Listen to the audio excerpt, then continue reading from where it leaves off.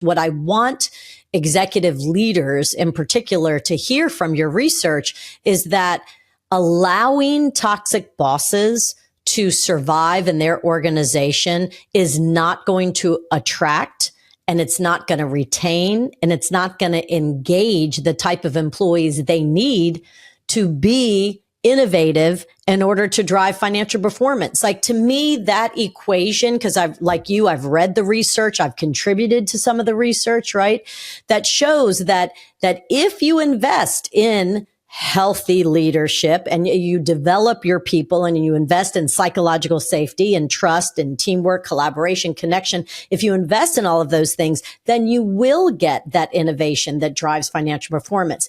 If you allow toxic bosses to stay in your organization, innovation goes down, risk taking goes down, safety and trust goes down. So you're not going to get what you want.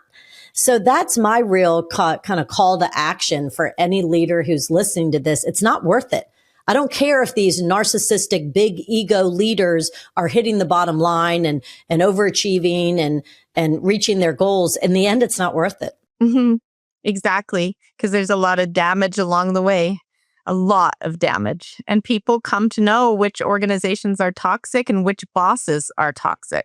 I remember after one session I did with Qualcomm, right in the middle of the different variants of COVID, we would fly out. Their headquarters are in San Diego, and Don McGuire is the chief marketing officer. And he said, Michelle, in between these different variants, I'm going to fly in my entire marketing team from all over the world because I want to disrupt. I want to do things differently. And I said, okay. And he's like, are you on board? I said, only if we can spend time to invest in connection and psychological safety and trust, because unless we have those core elements, then we're not going to be able to disrupt. And so it was such a fascinating experience, Laura. And I loved that he believed in me enough to say, okay, I'm going to give you all the time in the world. You do what you need to do, because ultimately I need to disrupt. So I'll never forget, after 3 times of flying out there and everybody flying in and us spending a lot of time on this, and they really disrupted.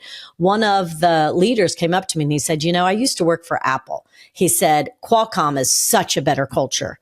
This is incredible. He said, but why do organizations, and I don't know how Apple is now, he said, but there are some, high-tech organizations out here in California who get away with jerk bosses.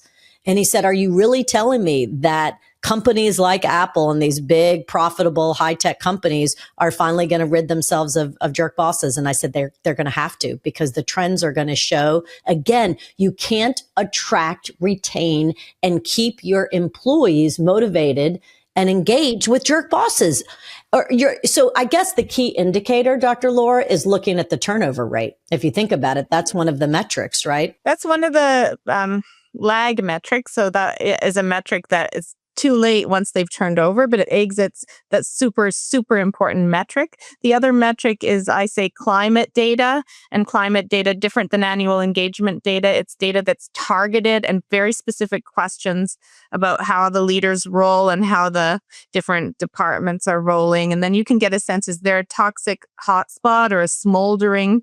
There's a fire smoldering underground, maybe.